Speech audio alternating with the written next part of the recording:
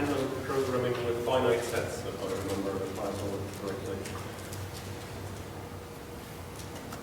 Or dependently type programming with finite sets. Yeah.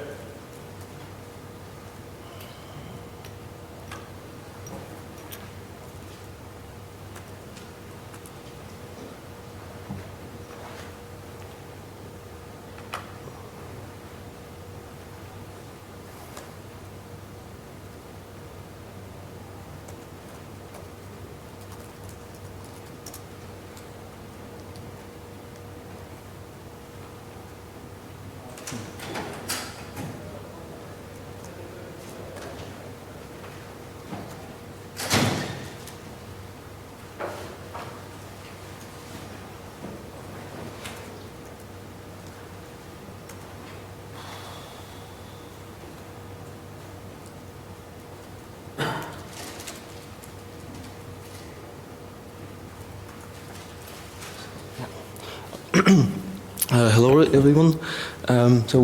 This is a joint talk, joint work with Tarmo Uustalo from Institute of Cybernetics at Tallinn University of Technology, and I'm going to tell you a short story about dependently typed programming with finite sets. And to start with, I give you some outline, and in the beginning, I show you a problem and try to motivate why it is worth solving. Then go through some different notions of finite sets in constructive settings. And then we go to pragmatic definition of finite sets defined as a subsets with many nice properties. And then I also show you some approaches on how to define a function from finite sets. And we conclude by a quick look at the prover for quantified formulas over decidable properties on finite sets. So the first motivating example. So usually when working in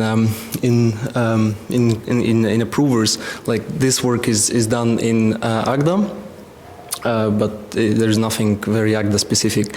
So, in general, if you want to define a finite set, then usually what you do is you define an inductive enumeration type, like the presented type Pauli.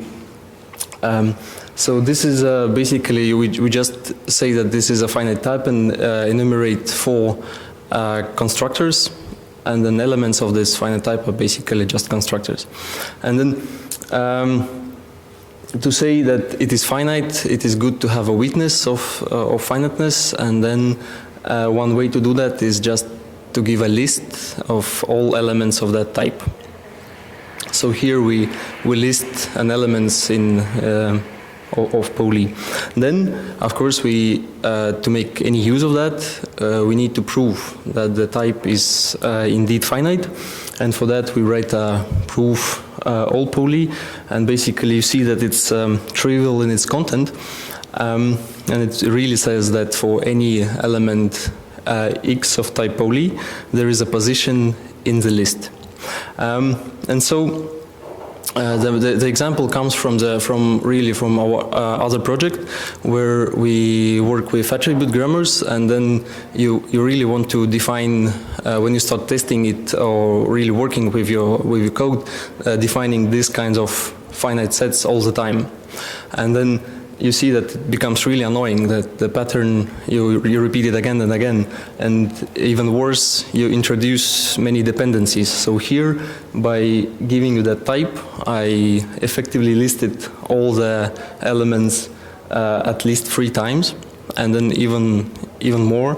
The second and the third bullet, they depend on each other. So I cannot just easily remove the element from the list. Then I will have to adapt the proof, and so we don't like it. Another thing is that usually you want to have a decidable equality on elements of finite set, And then, so first of all, I say that property set is decidable if I can check if it holds or not. Okay, and then to implement a decidable equality for elements of Pauli, I need to write a function like that.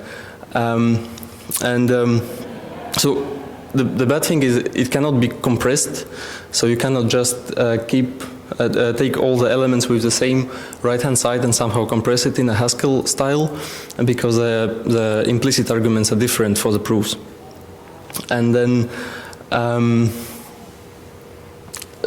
actually the pattern goes on. So if you would like to prove some property about the set Pauli with some, let's say, 3 arguments, then in most of the cases I will need to have the pattern matching for 3 arguments. For example, it will be 64 lines,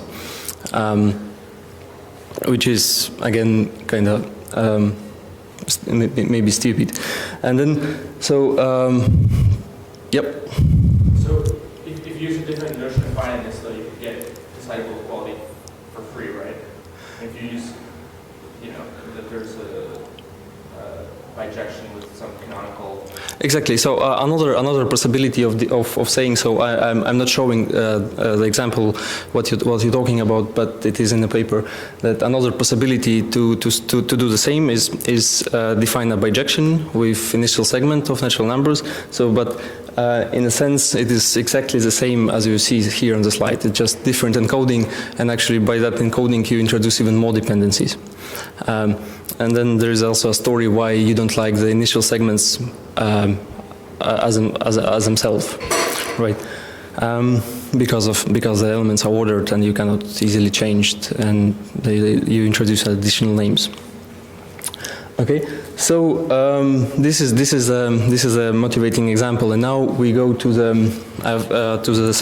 different notions of finiteness in constructively. So first of all, let us look at the type all, which is parameterized by some set and the list. And so basically what it says that for all elements of type X, there is a position in the list. So the set X is listable. And another definition is the listability of a set is basically uses a previously defined type, which just says that the type X is listable if there exists a list which contains all of its elements. So since we are not putting any additional restrictions on the list, then the list can freely contain duplicates, and then it's quite easy to see that it is same as requiring asking for a surjection from an initial segment of natural numbers. Okay, yeah, and basically the fin n is a type which models the initial segments of natural numbers. And then we have a proof, 2 simple proofs that really the notions are of the same power, the surjection and the listability. So we can go on and define another predicate, no duplicates, to claim that the list contains no duplicates. So if we have some two different proofs that the same element belongs to the list, then we claim that the proofs are the same. So the position must be equal. Okay, and now we define a notion of listable no dup, which is same as previous listability, but additionally we add the requirement that there are no duplicates in the list. Okay, since there are no duplicates, then again it's simple to see that now it corresponds to bijection, because the positions and the elements are in one-to-one correspondence. Okay, and we also give a short proofs of that.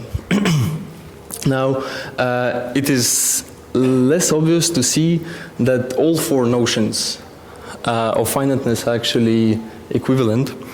And the reason for that is that we can define a decidable equality for listable type. So how it works is basically through the definition of listability. Since for every element you're given by the function a certain position, then if two elements are different, then the clearly positions will be different. But if the elements are same, then by functionality you will be given the same position from the original list. It doesn't matter if it contains or not any duplicates. Then you can implement a removal of duplicates from the list by using the decidable equality, and then easily convert listable proof of listability of a set to a proof of listability of a set without duplicates. And converse direction is triviality. So some example of that. The previously defined type Pauli is clearly listable, and then you can see that by using the proof from the second bullet, you can now have a decidable equality for type Pauli in just basically 2 lines, which is already a significant improvement to the straightforward approach we had in our motivating example. Okay, so now the final subsets. So we can define a finite set as a subset of some base set given by a predicate, and then again we call it listable sub. So you need to have a list which contains all the elements and the proofs of soundness and completeness that all the element belongs to that list if and only if it satisfies the predicate. It turns out that the listable subsets are more general than listable sets, and you can just give a trivial predicate which converts all the elements to a unit, and this is really an isomorphism, so you can convert forwards and backwards. Okay, and the consequence of being more general is that you don't have decidable equality anymore for elements of finite subsets. The example goes very simple. So you can define you can choose the base set, for example, a function space, and then you'll be, because Agda doesn't have the functional extensionality, you will fail to prove that elements are equal or not. But there are interesting special cases for which you do have a decidable equality. One of them is when the predicate P, which defines the finite subset, is a mere proposition, which means that for every element of type X there is only one proof. Another special case is when the given list, the witness of finiteness of a subset contains no duplicates, and then you also can have decidable equality. And actually the second one is can be proved by using the first, but I will not go into details. Okay, so the cases, especially the second bullet on the slides motivates the proposed approach of defining finite subsets through using squash types, and we say that we define a special squash type for decidable sets. So if set P is decidable, then we use the fact that it is decidable to define a squash of P. And so it's very simple. If the type is inhabited, then you just squash it to a unit, and if it's not, then it's empty type. So in a way, it's a quotienting the set by the total relation. Now we define really the the pragmatic way of giving descriptions for finite subsets. And actually two versions, with or without duplicates for pragmatic reasons. So if you for a moment forget about the second constructor, FSD node-up, and only look at the first one, FSD plane, then it does exactly nothing. It just takes a list of elements which we want to be in our finite subset, and that's it. And then the flag true just says that the duplicates are allowed in the list, and nothing else. While the second constructor, FSD node-up, takes a list and also squashed proof that list contains no duplicates. And the squashing here is just a convenience in a way that when you really when you're really defining the finite subset, then the type checker does the proof for you. Because if the list contains no duplicates, then the squash will be a unit, and since unit is a unique has only one unique element, then it shouldn't be given. Type checker will infer it automatically. And we would like to have the two constructors because actually having algorithmically checking list for containing or not duplicates, it has quadratic complexity, which for bigger finite subsets is not efficient enough. Okay. Then elements of the finite subset, like we define it, is a tuple where on the first position is a dependent tuple. So on the first position we have element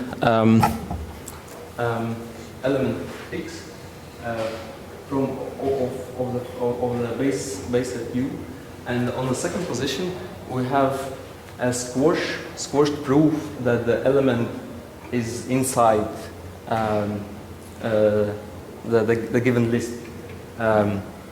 And for better explanation, let us look at the example, but a bit later. So first of all, some properties.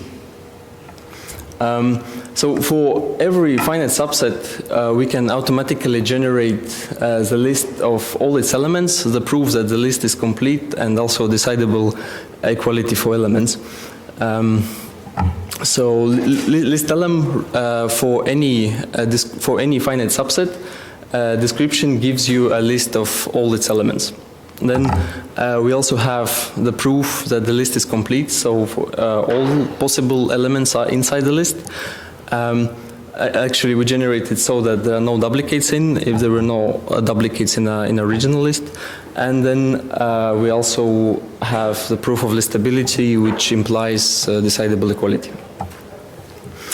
Okay, but now the example. So we can give an alternative definition for previously defined type Pauli. So instead of defining it as an enumeration type, we can choose a base type, which is in that case characters. Characters have decidable equality, and now we just list them once, as you see on the slide, and that's basically it. The order doesn't matter here. So if you see that that flag, Boolean flag false, then it also indicates that there are no duplicates inside the list, and you really see that there are none. And then there is also an implicit parameter which is not shown here, which is evaluated to unit, and then you are not you don't need to give it explicitly. Now we can refer to the elements of the defined finite subset, and then, for example, we can call the element I identity, and you see that the element from finite subset my Pauli is a tuple where on the first place you have the name, the character I, and on the second place you have prove that I is inside the list, but the proof is squashed. So it's again just a unit type. So everything really happens on the level of types. So you don't need to really type the proofs. So it's done for you. Then in case if I try to cheat, I try to say that some element W belongs to my finite subset, then actually I cannot do that. I cannot replace the question mark by the proof. By TT, the type checker will disagree. Instead, I should provide the element of an empty type, which is hopefully impossible.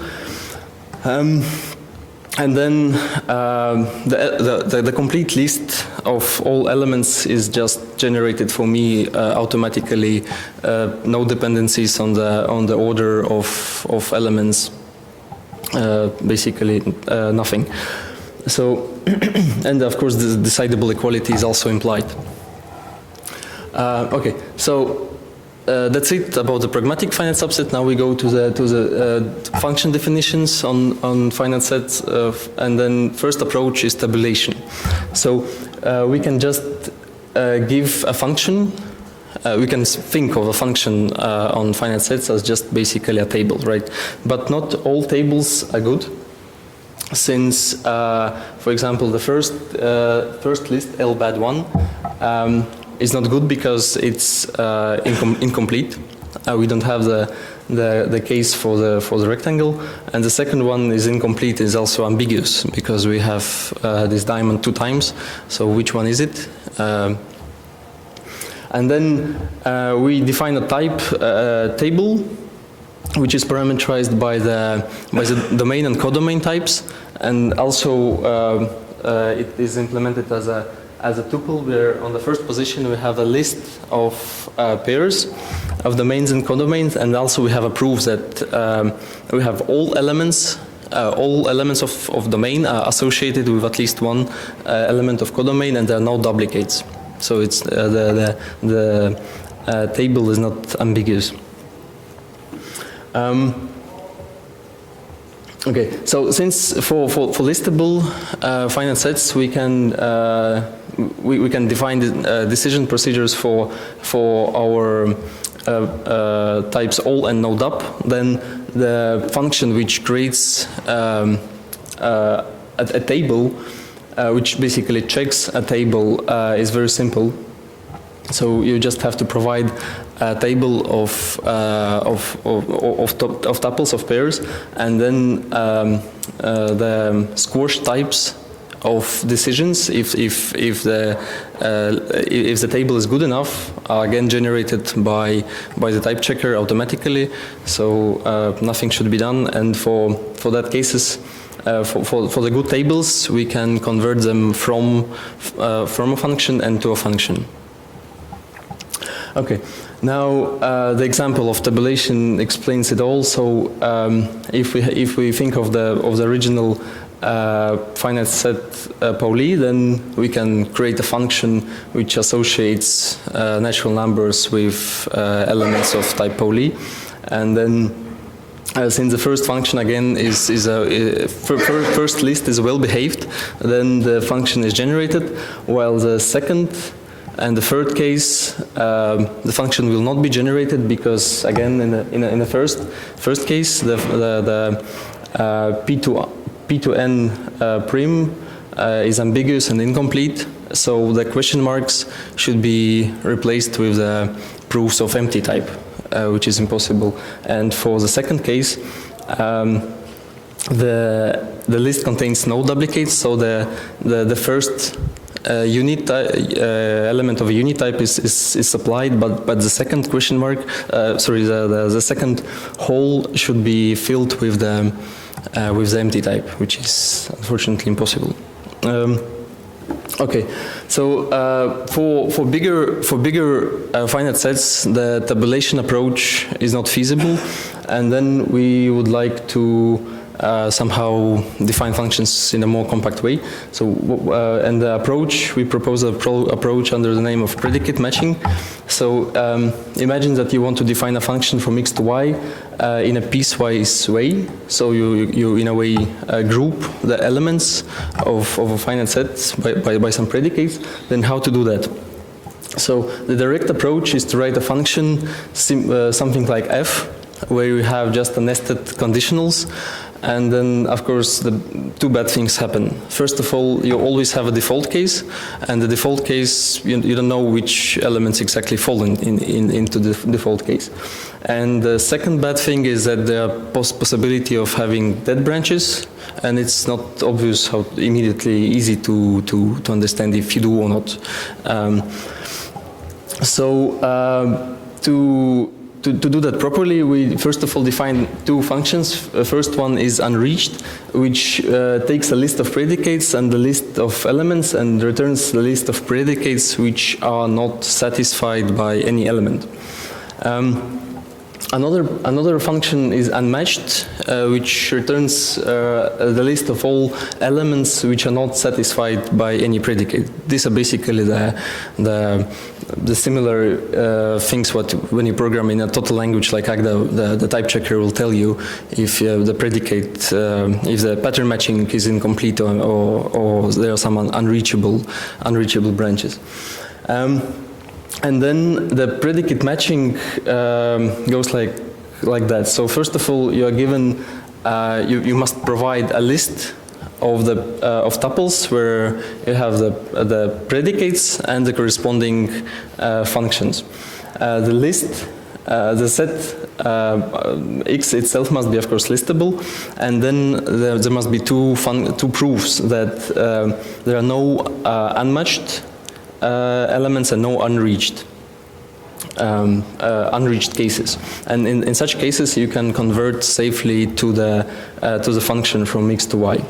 And then maybe there is a question, of course, why you do not squash the proofs, but it's simple, and the example explains it. So let us define a finite set like mynats with just first 5 natural numbers, and then you define a function which multiplies by 3 odd numbers and multiplies by 2 even numbers.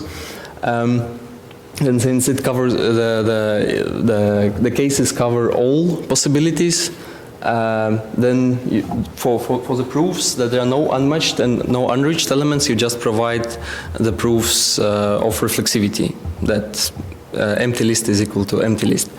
In the case where you remove the second option for odd elements, right? So now the odd natural numbers don't have its case, then the type checker will give you a nice hint which cases exactly are missing.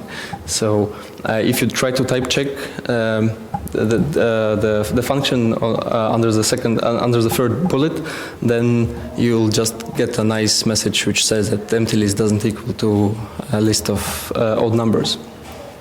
And then you, of course, need to come up with a case for that. And finally, we also have a prover for quantified formulas over decidable properties. To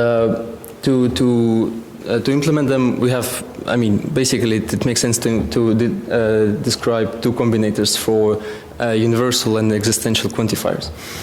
So the combinator sub all takes a decidable predicate P on elements of some finite subset X and returns a decision whether P holds for all elements or not.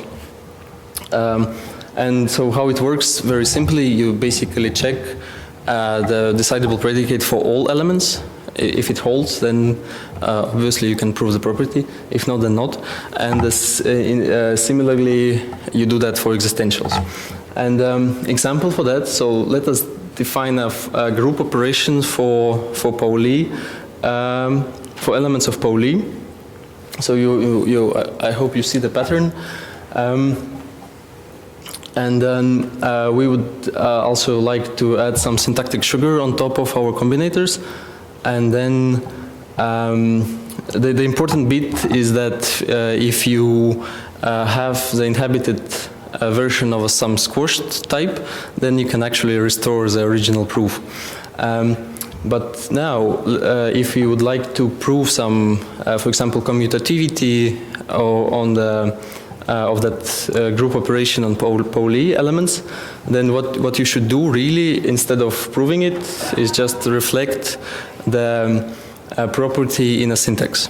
So, and if syntax holds, then obviously you can restore the proof from the squashed version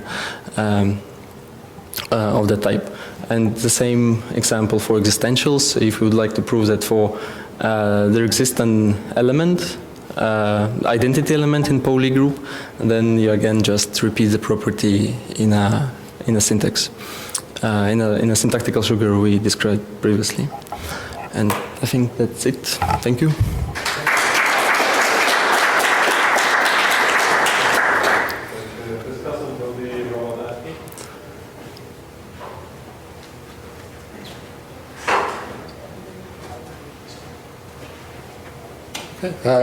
Yeah, so thank you for that. I mean, so what kind of caught my eye about this was, so recently, after a professional lifetime of using type theory to do things, I was recently teaching Isabel to undergraduates, which there you can just say things are finite and then you get on with it. And so why does type theory make everything so difficult? And I think what you've shown here, which I like, is that by making everything a bit more intentional and actually listing things out and stuff, is that you get these, you get algorithms that come out of it, right? So you have this actual prover, which you can get out of it, you get decidable equality, which Isabel doesn't give you. You actually have to write the programs yourself. So when you actually do this, things like if you actually wanted to prove that equality on this thing was decidable, the Pauli type was decidable, in Isabel you would have to write out all those cases. So I think that's really nice, but that leads me on to my first question, which is, lists are loved by functional programmers, but hated by actual machines. Isn't this really slow? I mean, you have a type here which has four elements, and you mentioned you already have to do optimizations to make sure you don't have duplicate. Or you have the two constructors for the universe, where one way to check for duplicates, one way you don't, because checking for duplicates is slow. But I mean, have you thought about different data structures and stuff like that? The thing which is important here is the interface. Of course, you can replace the lists for sequences which are based on finger trees. Okay. So I think that you can replace the lists with sequences which are based on the finger trees, for example, which already give you a substantial speed up for operations like concatenations and so on, in case if you need it. I mean, so I was kind of thinking that, so in the paper, the first example you have is of automata theory. Right? You want to say the set of states is finite. I mean, it occurred to me that what you've got here is a kind of representation of the actual finiteness of the set. And actually, I mean, in automata theory, right, you've got finite representations of sets, which otherwise would be wild and wonderful. I mean, have you thought about sort of generalizing this? So, I mean, rather than having listing the elements, you have a kind of intentional way of describing what the elements are in general. So you have something like an automata describes a regular set, that kind of thing. So I think this is a bit different approach. So the case where what's similar to what you said is, for example, the fins, right? You just by giving a value or type of initial segment, then you already know that which elements are exactly there, right? But by doing this, you also introduce additional dependencies, like, for example, that elements are ordered by. But I'm not sure if there are general approach of giving any set without introducing additional dependencies among the elements of the finite set. I mean, I was kind of trying to lead on to, I mean, an idea of having a representation of a particular property of the set. So you have this representation of its finiteness. And I noticed that, I mean, throughout you use sort of things like mere proposition, which I mean, as far as I know, come from homotopy type theory. Is kind of thing. Where, I mean, would using homotopy type theory make these things easier, where you can say that the type you're actually talking about is actually equivalent to this one of these ones in your finite universe? Because, I mean, you have this new Pauli type where you've just carved out a subset of characters. But somehow you still really want to write data Pauli XYZI type Pauli. Do you think you could use homotopy type theory to? I'm not sure. Okay. Yeah. I don't know. I don't know if I'm allowed to say. Just comment. You could just. I mean, it would be pretty straightforward for a small type like this to just write down the equivalence between this finite subset thing and XYZ, data XYZ, and then you just transport all Yeah. the kind of things you got from that along the equivalence. But I was thinking here. I mean, yes, there's. I don't know whether you'd have You don't to. need to use homotopy type there or anything. I mean, just Right, but I mean, if you wanted to write proofs or programs where you could switch between the two, and homotopy type theory would let you say, because there is this bijection, they're just equal. So we can, we don't, I mean, the types are equal. Yeah. So I'm very interested, because I'm also, for other reasons, trying to do something similar, and also on the finite sense. So, well, you basically have to model map your sets to some other definition which is obviously finite. So you chose a list, for example, and you also mentioned you could do it with like initial subset of natural numbers. What did lead you to choose this? Like, what were the bad aspects of other alternatives? Or I think I should repeat the question.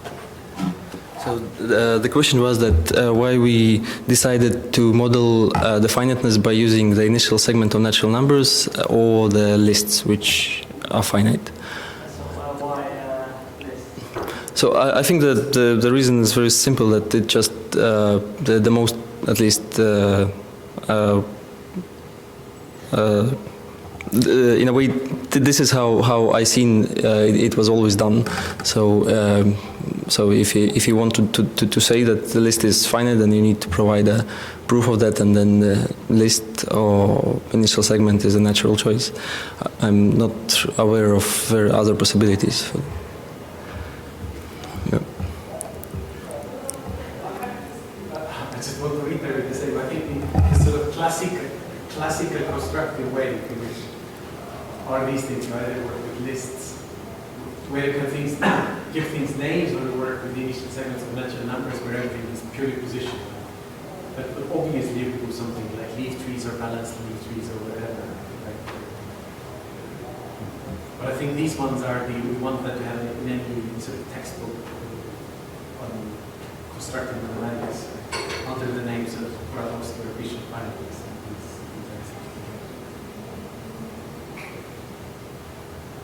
More questions? Let's thank the speaker again.